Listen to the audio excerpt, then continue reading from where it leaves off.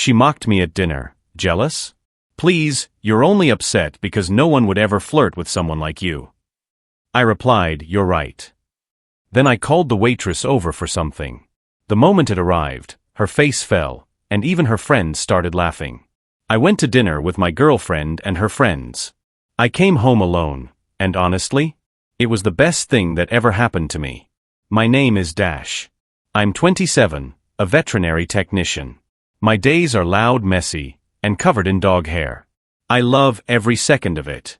For 2 years, I thought Amanda loved that about me too. She used to say I was real. Genuine. That I was a breath of fresh air compared to the performative guys she dated before. Then she got a new job at a marketing firm.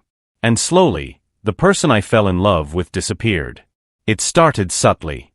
My cargo pants were suddenly embarrassing. My reliable Honda was giving broke energy. My minimal Instagram presence was apparently social suicide. I shrugged it off at first. New job, new environment, new pressures. People adjust. I tried to be patient.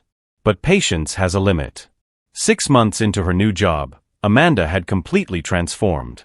She was obsessed with appearances, with being seen at the right restaurants, with curating a life that looked good online. And I was becoming a liability in that life.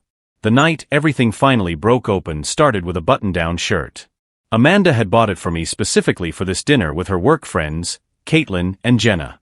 My usual clothes, she said, would embarrass her. So I put on the uncomfortable shirt, stuffed myself into it, and told myself to just get through the evening.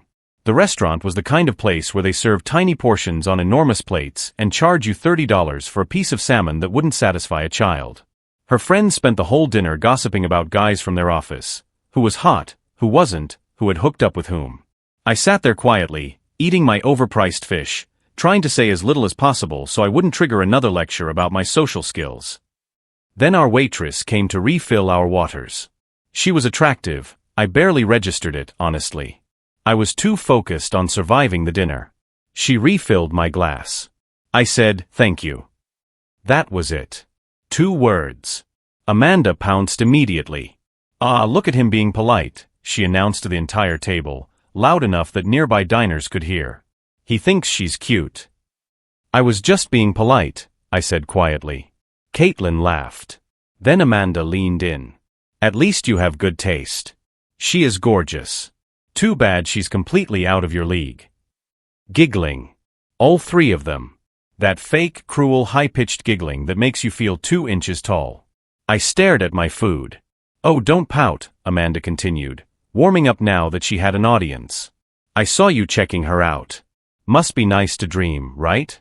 Though honestly, when's the last time anyone actually flirted with you?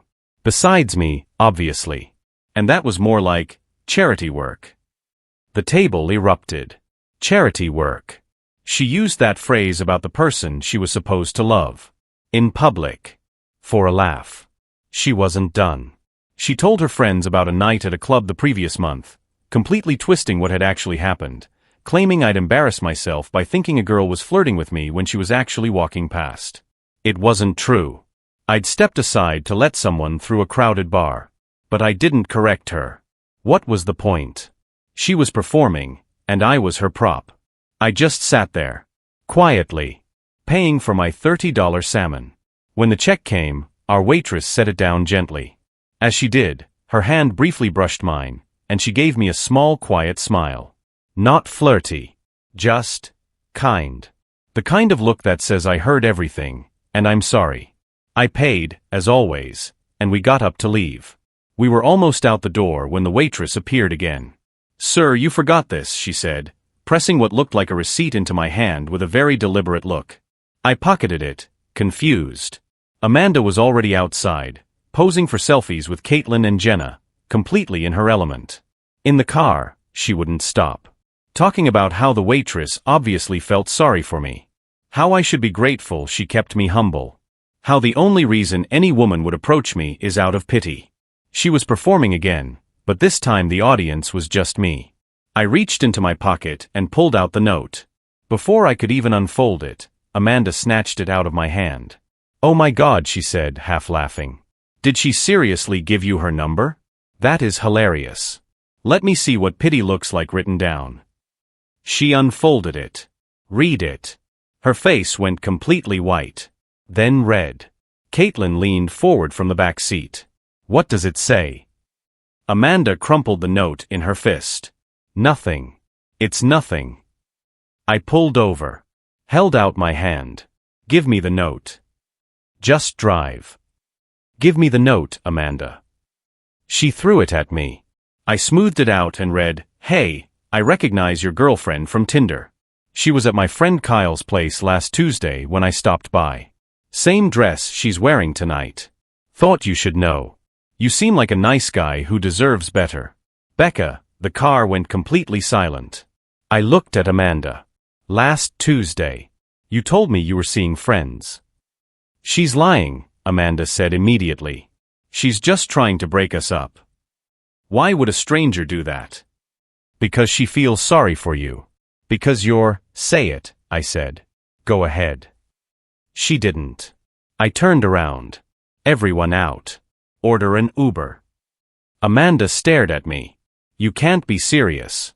Over a note from some random waitress. The note's not why I'm done, I said. It's just the proof. Get out. If you're still with me right now, and I hope you are, go ahead and hit that subscribe button. I post new stories every week, and trust me, they only get more unbelievable from here. She got out. They all did. I drove home alone, and for the first time in months, I could breathe. The next morning, I took the day off work and changed my locks before she could show up. I packed everything she'd ever left at my apartment, the clothes, the toiletries, the fancy coffee machine she made me buy but only she ever used, and stacked the boxes by the door. She arrived around noon. Tried her key. It didn't work. The banging started immediately. I opened the door. Stood in the doorway. Your stuff's in the boxes. She tried to push past me. I need to make sure you got everything. I got everything. Take the boxes. She switched to tears. I'm sorry, okay? I was just showing off for my friends. I didn't mean those things. Which things specifically? The charity work comment? The league comment? The part where you told everyone I was pathetic in front of a restaurant full of strangers? Be specific about which cruelty you didn't mean. All of it. I was insecure. Kyle had been texting me and I didn't know how to handle it, and so you downloaded Tinder. She hesitated. I just needed to feel confident. In your sexy dress. At his apartment. Silence. Amanda. You cheated. You got caught. That's the end of it. That's when the mask dropped completely. You know what? Fine. Yes. Because Kyle actually has ambitions. He takes me to real places. He doesn't spend his days covered in dog fur coming home smelling like an animal clinic. He's interesting. You're boring, Dash. You've always been boring. You'll see what you lost. I was the best thing that ever happened to you. I looked at her. Calmly. The biggest mistake I made wasn't trusting you. It was staying after you started treating me like something to be ashamed of. The cheating was just the exit sign I needed. She grabbed her boxes and left. I thought that was the end of it. I was very wrong. Within days, Amanda had mobilized. Mutual friends started reaching out, quietly, cautiously, having heard her version of events. According to her, I had been controlling and jealous. The waitress's note? I'd fabricated it. Kyle? Just an innocent colleague I'd been irrationally obsessed over. A few people believed her. I lost some friends. The ones who actually knew us either asked for my side or already understood exactly who Amanda was. But she escalated further. My barely used Instagram started getting tagged in posts of her and Kyle. At the restaurants she used to drag me to. Captions like "finally with someone who appreciates the finer things," and "when you upgrade." Petty and transparent, but whatever. I just untagged myself and kept moving. Then Wednesday happened. My coworker Teresa pulled me aside at work. Someone had called the clinic the day before claiming I was unstable and had threatened my ex. She'd urged Dr. Morrison, my boss, one of the most sharp and no-nonsense people I've ever met, to be warned about me. Dr. Morrison had shut her down immediately. But the fact that Amanda tried to go after my job? That ignited something in me I'd been keeping very controlled. Then Thursday brought something completely unexpected. A DM on Instagram. From Becca, the waitress. Hey, I hope this isn't weird, but I wanted to check you were okay. I saw your ex posting about you and it looked pretty harsh. We started talking. Turns out Becca was putting herself through nursing school, waitressing to cover the bills. She apologized for the drama her note had caused. I told her it was the push I desperately needed. And then she mentioned something that made me laugh out loud. Amanda had come back to the restaurant with Kyle, specifically requested Becca's section, and proceeded to perform an entire PDA show while loudly talking about her pathetic stalker ex. Her manager eventually had to intervene. I hadn't contacted Amanda once since that night. I figured, Becca said. You seem too classy for that. Then the next day, random question. Do you like coffee? There's this place near the university with amazing lattes. I'm free Sunday if you want to check it out. No pressure. Just thought you could use a friend after all this. I stared at my screen for a full 5 minutes. Was this real? Was a woman who had exposed my ex's cheating, at great personal risk to herself, now asking me out? Or was it pity? I typed, is this a date or a friend thing? Either is fine. Just want to know what I'm walking into. She replied with a smile emoji. Let's start with coffee and see what happens. I went. Of course I went. And it was genuinely one of the best afternoons I'd had in a long time. Becca was warm, funny, and whip-smart. She asked real questions about my job and actually listened to the answers. She showed me pictures of her rescue cat. She didn't even flinch when I got excited describing the treatment plan for a diabetic golden retriever I'd been managing at the clinic. About halfway through her latte, she looked at me and said, "Can I be honest? When your ex was saying those things at dinner, I wanted to dump an entire pitcher of water on her head. The only thing that stopped me was needing the paycheck." The note felt more effective anyway. How did you know about Kyle? I asked. My friend actually hooked up with him that same night your ex was there. He was bragging, openly bragging, about juggling multiple women. I remembered your girlfriend because she'd been all over him and I thought it was strange she left alone if they were supposedly together. Then when I saw her at your dinner, acting the way she was. She shook her head.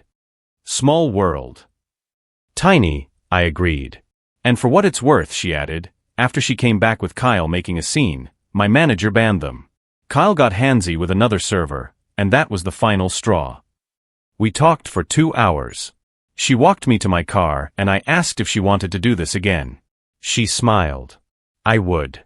But just so you know, this isn't pity. You're actually cute. And more importantly, you're kind. Your ex was an idiot. That night, Amanda texted me from a new number. I know you went out with that waitress. Kyle saw you. How dare you move on so fast? This just proves you were cheating too. I didn't respond. She's only using you to get back at me. Nothing. You'll regret this. I blocked the number. Then, because the universe apparently has a sense of humor, Monday morning, Amanda walked into the vet clinic. She hadn't realized I worked Monday mornings. She was there to bring in Kyle's mother's ancient poodle. The look on her face when I walked into the exam room was something I will never forget.